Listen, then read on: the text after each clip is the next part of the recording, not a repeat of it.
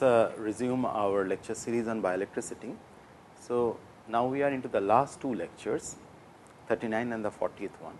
So, as of now, in all our 30, almost 30 up to the 34th or 35th lecture, we have talked about the overall animal electricity.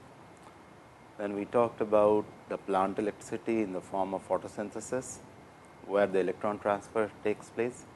Then we talked about the movement of the plants, form of Venus flytrap and touch me not plants. Then we talked about dye sensitized solar cells.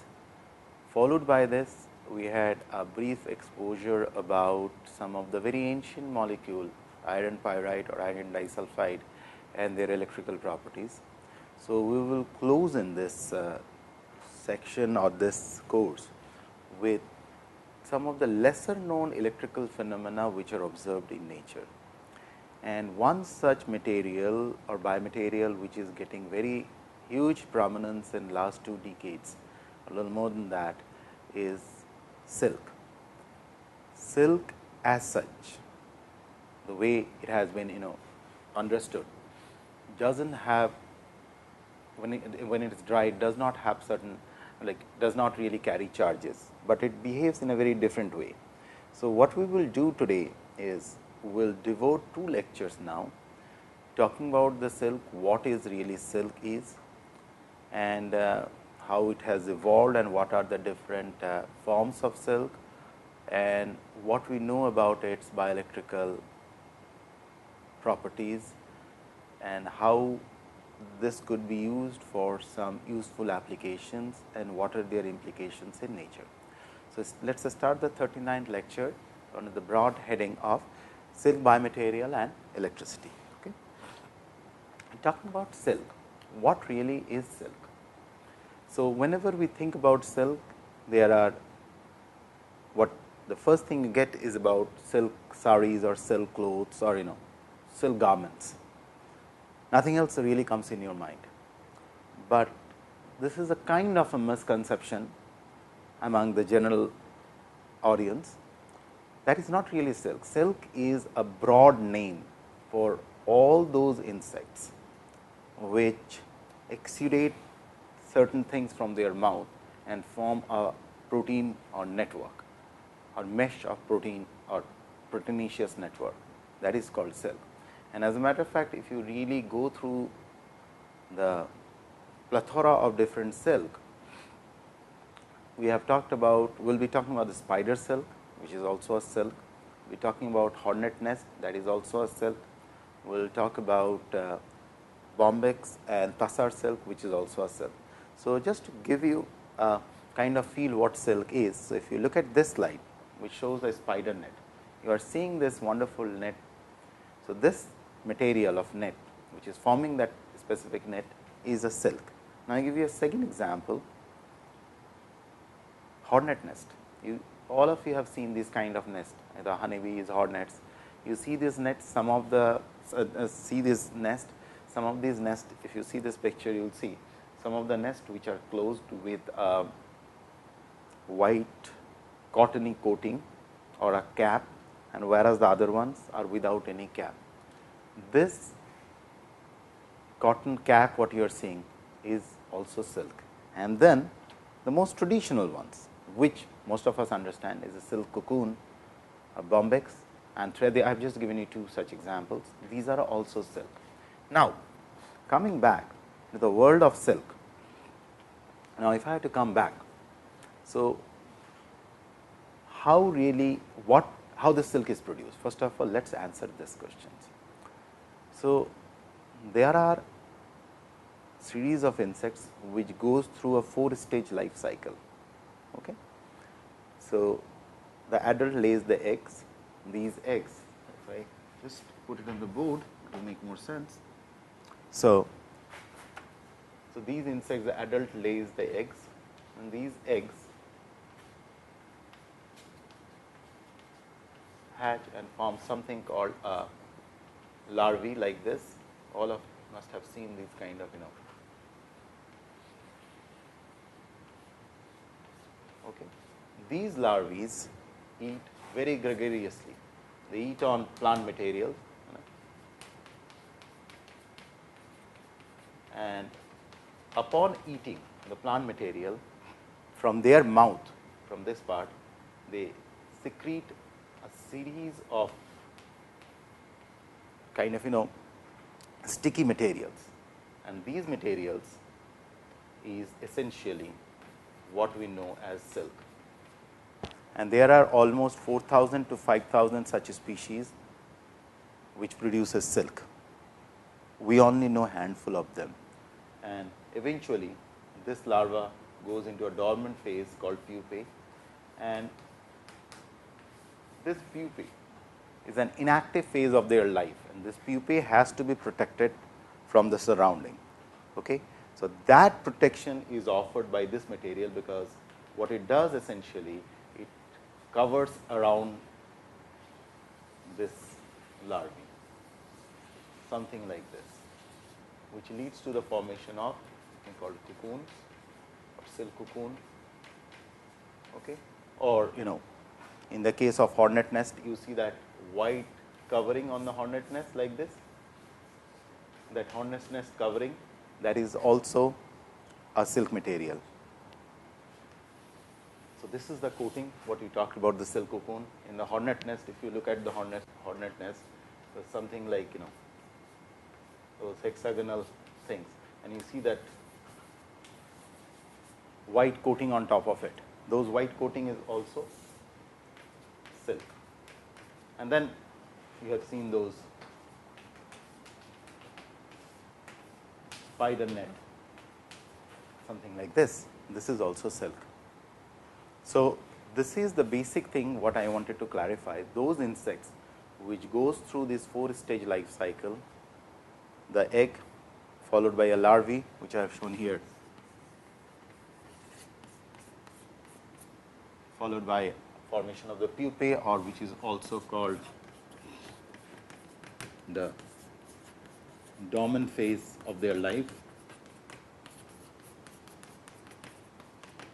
and then this emerges out as a butterfly. Okay? So, this 4-stage life cycle, during their 4-stage life cycle, during this phase, they secrete the silk material, and this material is nothing but a rich matrix of proteins embedded with lot of elements and few other organic molecules. Depending on where they are being grown, if they are reared under a specific kind of tree, then there is a consistent material, but if they are evolving in the wild, depending on what kind of tree they are feeding, the protein quality changes. Not only the protein quality, the quality of the silk changes. And as of now, why the silk becomes so prominent with garments is, there are 2 or maybe maximum there are 4 or 5 species which has been domesticated very thoroughly. One of them is Bombyx mori, and from there we get the pure silk. Apart from it, most of the other species, whether they are found in Africa or in the subcontinent of India or Asia, likewise wherever, they all are partly wild or semi domesticated species, like Anthrea mylitta, which forms the tussar silk. Then you have Anthrea perenni. There are a bunch of such species which are still in the wild and still considered as a wild or a semi wild species, but they are all silk. Likewise the spider silk. But then now again let us revisit this. So, this is also silk, if you look at the slide. So, this is also silk, this is also silk, this is also silk. Then what is the difference between these silks? There must be a structural difference. So, that is what we are going to come first. What is the basic difference between these silk? So, I told you silk is nothing but a protein meshwork, and these proteins are something like this. It forms a meshwork of proteins. So, these proteins consist of 2 different kind of proteins. So, if you really take a cross section, in the case of silk cocoon, silk, then you will see this protein is made up of something like this. Inside one chamber, you see inside one big cylinder there is another cylinder, and the cylinder which is inside is called fibroin protein, FibRoin. And outside where I am putting the hatch line, this is called sericin. This sericin protein is a gummy protein. It's kind of a gum or sticky protein. So whenever one such, so these two can stick with each other because of the gummy nature of it. Okay. So this is what we talked about the regular protein fibers are. So they have a fibroin protein which forms the core, and then they have an outer shell which forms the sticky protein called sericin. So thereby several of these fibroin cylinders are attached to each other and form the very complex structure of a cell cocoon, something like this, what you see out here. But if you see this one, here also the same thing, it is a fibroin and the sericin coating which is forming. But here the story is slightly different in the case of a spider cell. In the case of spider cell, they do not have this sericin. Sericin is missing. Instead, they only have fibroin. So they do not have any sticky things. That is why you see those thread fibers, they are separated from each other. They are separated from each other because there is no sticky material. And the protein what is forming the core or called the fibroin core, I am putting by F, this protein is a beta sheet protein, extreme beta sheet protein. Okay. So that much what you needed to understand about the basic structure of cell. But then why we are interested in this problem? There are, and where this whole electricity comes into play. This basic introduction was very essential for you to understand. Let us summarize what we have talked just now.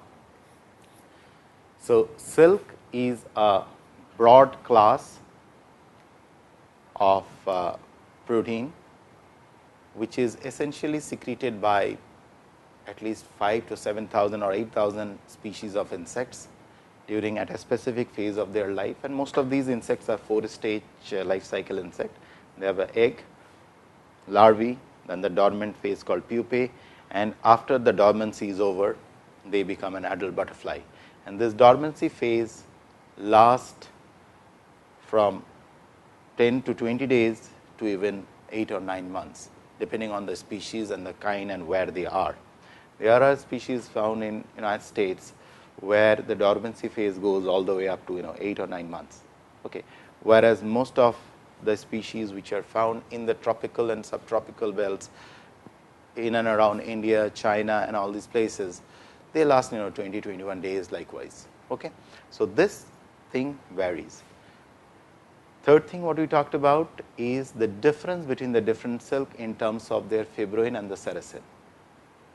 The silk what we understand really like from which the clothes are being made, it is basically originally that silk consists of two proteins. There is a fibroin core and there is a gummy coating called sericin, and these fibroin cores are attached to each other side by side or crisscross whatsoever way because of the gummy coating which is present outside them. Okay. So this is what we discuss. Now why we are getting into this problem? Now in order to understand this, let us get into this slide. So this is the first silk what we are going to discuss today, the hornet nest. The whole idea about trying to understand the properties or electrical properties of silk comes from a very fundamental question which has been raised by the entomologist for a long period of time. How most of these insect nests which are present in the environment could regulate their temperature.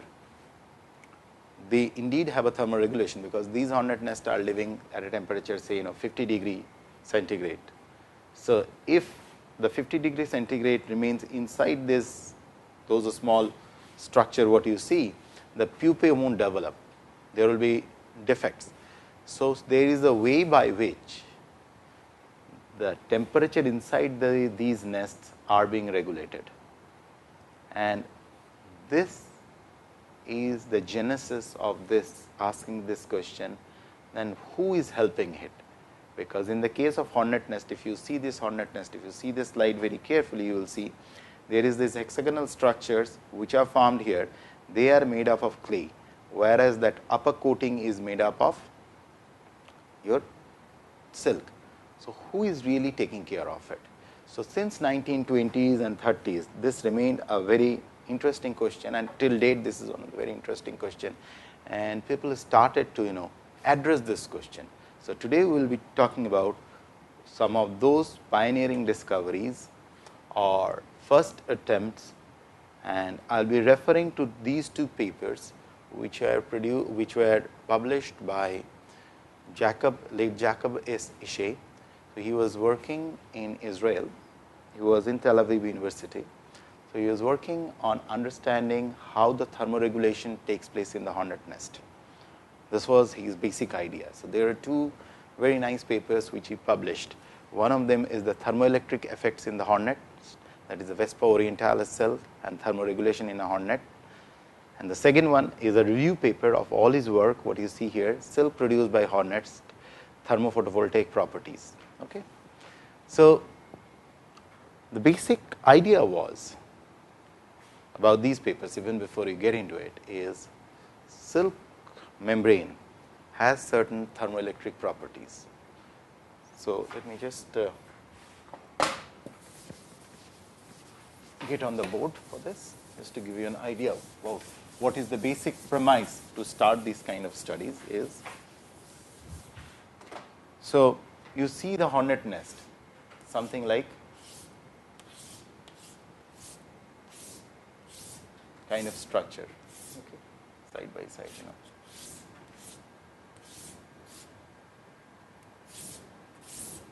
And on top of this, you have this, and the pupae is growing out here. For this pupae to grow,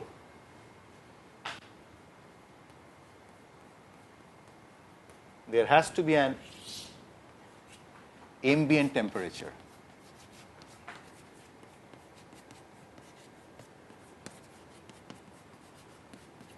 Okay. How this ambient temperature is being maintained? This was the fundamental question. There are two possibilities. Some way or other, this membrane, this clayey structure is helping it, or the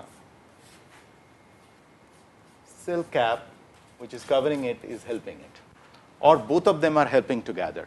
Both the silk cap, this one and this clay, both of them are helping. Both the silk cap and the clay, both are playing the role. Okay. So, the hunch was that it is the silk cap which is playing the role. So, how to study it? So, one of the basic idea which was kind of tinkered by Ishey and his colleagues was this silk cap. So, if I kind of put this, so it is a cap like structure which is nothing but a meshwork of silk protein out here,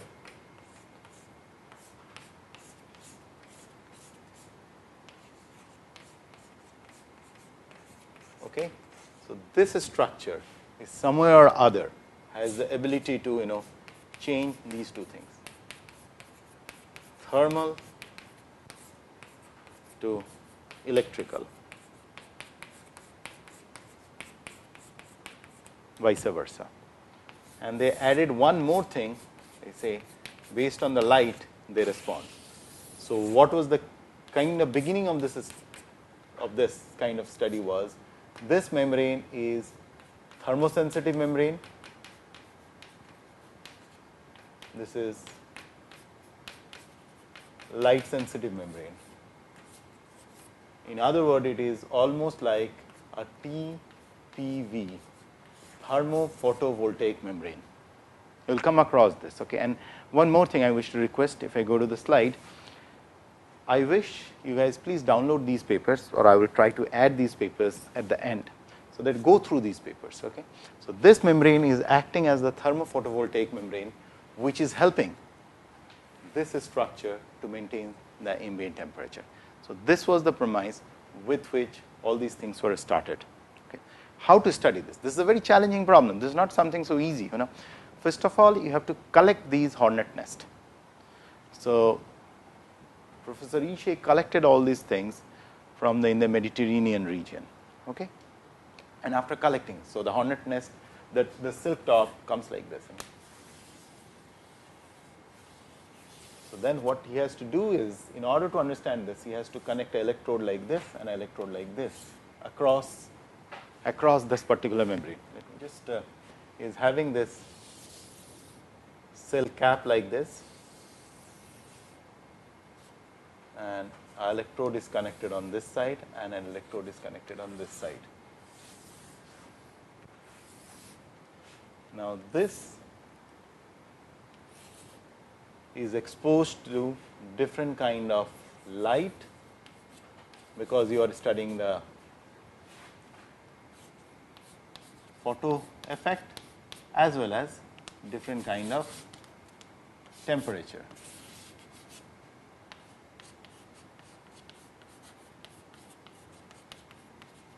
And what you are monitoring is, depending on the temperature and the light on this silk cap,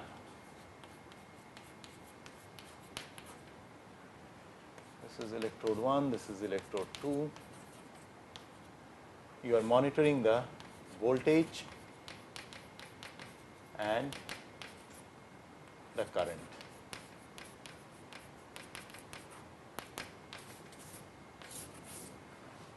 This is the basic premise, what they wanted to do. Now think of it. Now if I show you the picture again, so this is what you are doing. You are removing this white part, what you see in the slide, and on either side of it, you are connecting those electrodes. Now I will show you a real picture. So this was the whole idea was this. Thermoregulation is regulated by charge transfer. So it has been observed this hornet nest maintains a temperature. So if you see the middle line at 28 degrees centigrade, irrespective of anything, whether the air temperature is changing, it may go up, it may go down across the day, but the hornet nest temperature remains at around 28 to 30 degrees centigrade. There is no shift in it. And as a matter of fact, this is the same thing which is being observed in the silk cocoon. And I will give you the reference. In the silk cocoon also they could do the same thing, and we will talk later about that experiment. Okay? So it means, and as a matter of, so let me just take the liberty to explain that experiment.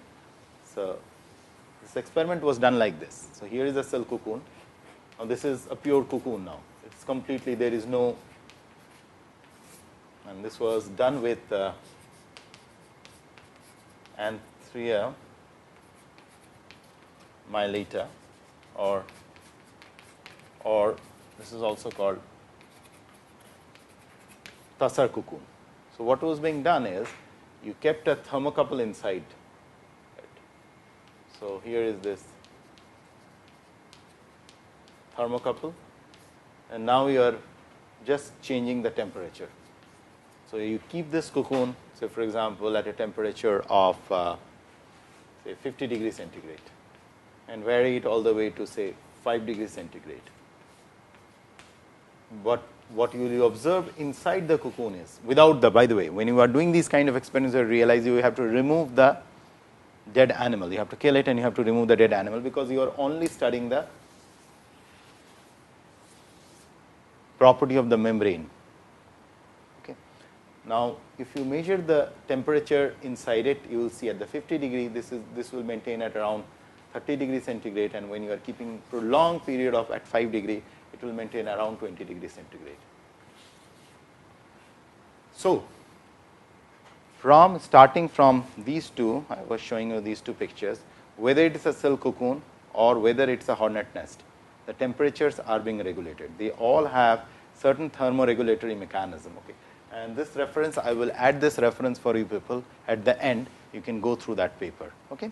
This is a much more recent paper. This was published in 2012. Okay. Okay, coming back. So this is what inspired Ishii at that point of time. This was the slide this was from Ishii's paper itself, that it maintains the temperature inside it and how it does so. So what Ishii pretty much claimed is that this particular membrane transform the electrical energy into thermal energy and thermal energy into electrical energy. and same with the light to electricity likewise, which essentially is a photovoltaic property. Okay. Now, we will see what are the results he obtained and how far we have understood about this process. So, now if you look at the ultrastructure, I was telling you, I will show you the ultrastructure. This is how the ultrastructure of the silk looks like. It is a meshwork. So, basically what you see here is a meshwork, and this is basically taken a scanning electron microscopic picture, which will give you an idea that it is almost like a porous membrane. On the right hand side of the picture, you will see the hornet nest in black and white, and those white, what you have done is we have taken those white caps, and these sections were made and these pictures were taken. Okay. This is how the ultrastructure looks like, and this ultrastructure consists of both fibroin and the sericin protein. Now, if you look at the photo properties of hornet nest, exactly the same experiment. So, experimental setup is in front of your eyes. Okay. So, if you look at the photo properties of hornet nest, so this is what you will see is if the cocoons are excited at around 249 or 290 or 312 nanometer, you will see the emission spectrum. So, emission spectrum is coming at at around, depending on what you are. If you are exciting at 290 nanometer, you are seeing an emission spectrum for at around near to 350, and with a slight shift at 249 nanometer, there is a slight shift. So, it is pretty much, it's all concentrated around 350 when you see the emission. There is something very interesting, depending on which side is exposed, whether the inner side, say for example, what I meant by inner and the outer side, and you have to again go back to the structure. So, this is how it is covered. Fine. So, it has one face which is facing downward, another face which is facing upward. So, if you take the downward face, the one which is facing inside the nest, it has different luminescence property as compared to the face which is outside. So, this is the surface which is exposed to the direct exposure to the sun or to the light.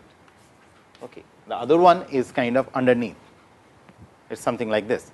This is the one which is getting exposed to the sun, the other one is different. So, if you see these two plots now on the slide, you will realize that they show a different kind of intensities in terms of it, but in terms of their emission spectra, they pretty much remain constant. Now, moving on to the next slide, this is how I was trying to explain you people through this diagram. So, here if you go through the slide, you will see how these connections in the real life connections are being made. Again, these are all from the Ishi's paper, what I have already described you people. Okay. Now, if you see this, so you will see this is the cap like structure, what has been removed from a hornet nest after anesthetizing it. Okay. So, that all the live insects are not biting you or whatsoever, and then you connect using colloidal silver, you are connecting a wire on either side of the membrane. Okay.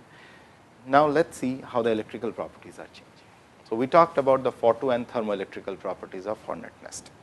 So, if you look at this slide, this is so you have to really look at this slide very carefully. Okay. So, look at the light and the dark situation.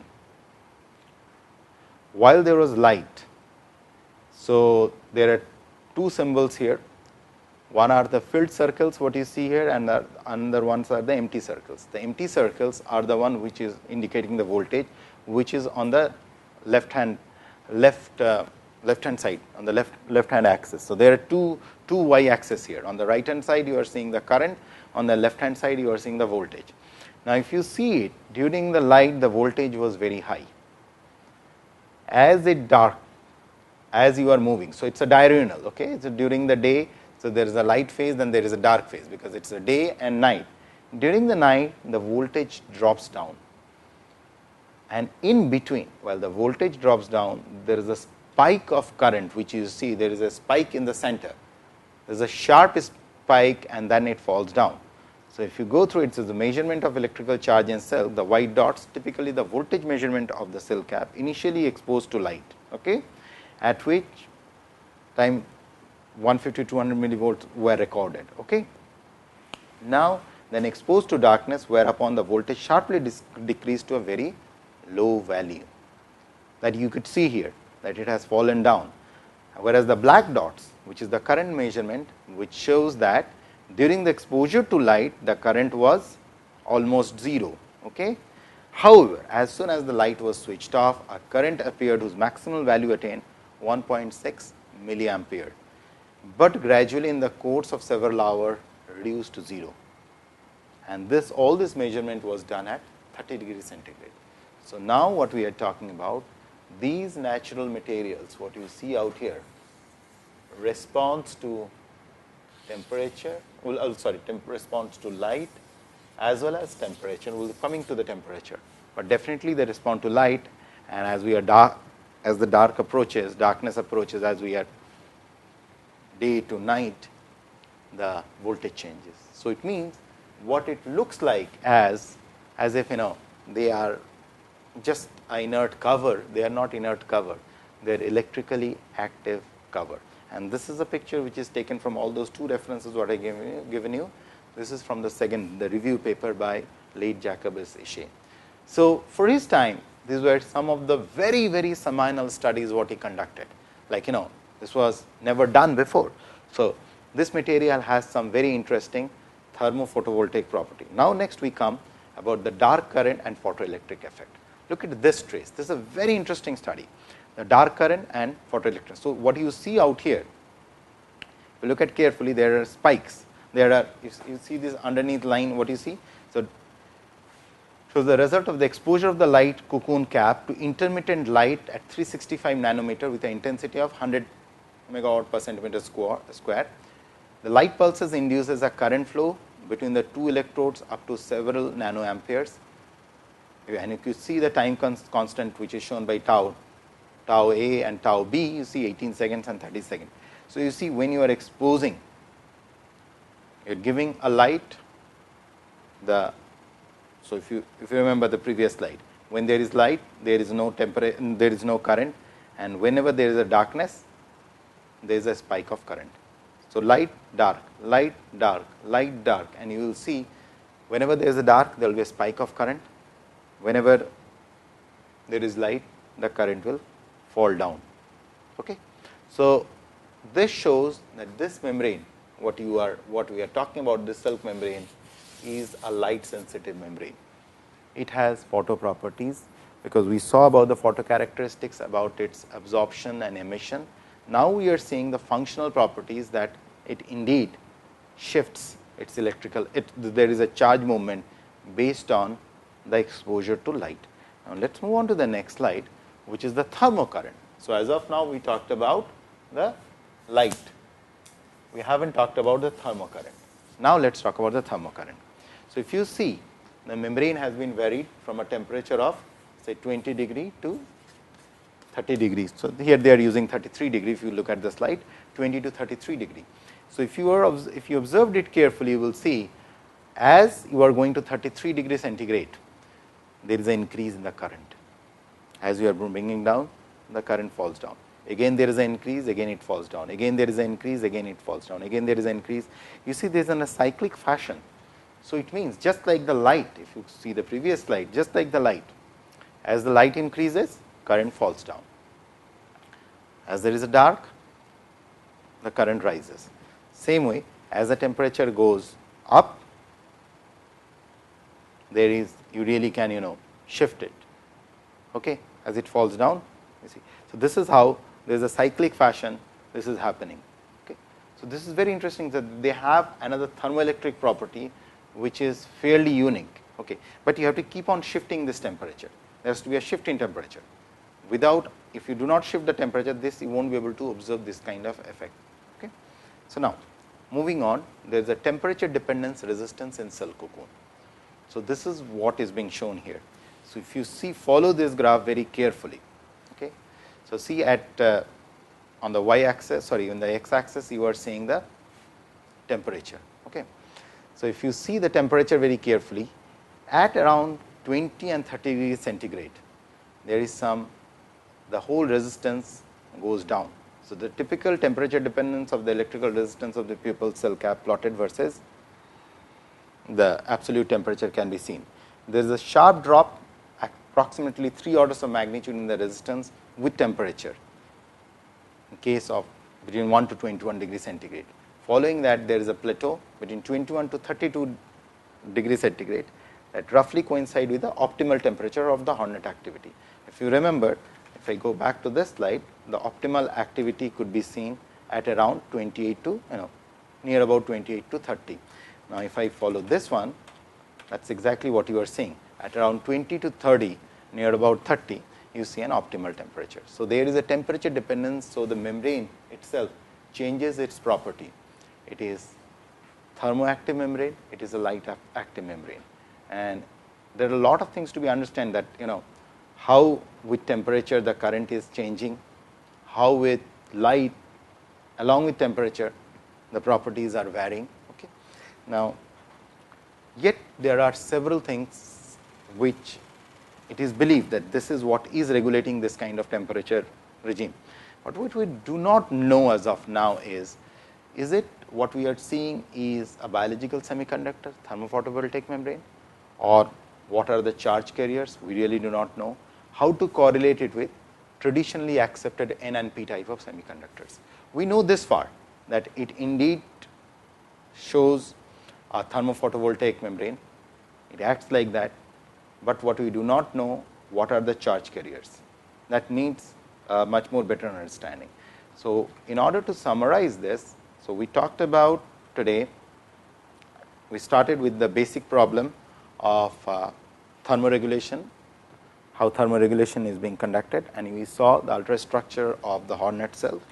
Then we talked about the photo properties of the Hornet cell, followed by the electrical properties, and the electrical properties we talked about in the presence of light, the current is less, but as you take it to the darkness, the current increases.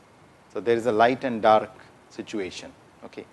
But in case of temperature, what you see as you increase the temperature to certain optimal value, the temperature kind of goes, the current goes up and then it falls down. Okay. So, there is an optimal range for this kind of material to function, and that is why I told you that. And then we talked about the temperature dependence resistance in cocoon, and that at a specific temperature range 20 to 30 degrees centigrade, you see there is a significant fall in the resistance of the membrane, and there is a sharp rise in the current. Okay. And followed by some of these interesting questions which in future we will be able to answer. Is this a biological semiconductor? What are the charge carriers? How to correlate with traditionally accepted N and P type of semiconductor. So, I will close in here and we will go to part 2 of this, where we will be talking about the other membrane. What we have not talked about yet is this membrane. Okay. We will be talking about the bombyx and the Anthrea myelata, which we have not talked yet. We have only talked about a wild species, which is this one. Okay. So, I will close in here. In the 40th lecture, we will talk about this section. Thank you.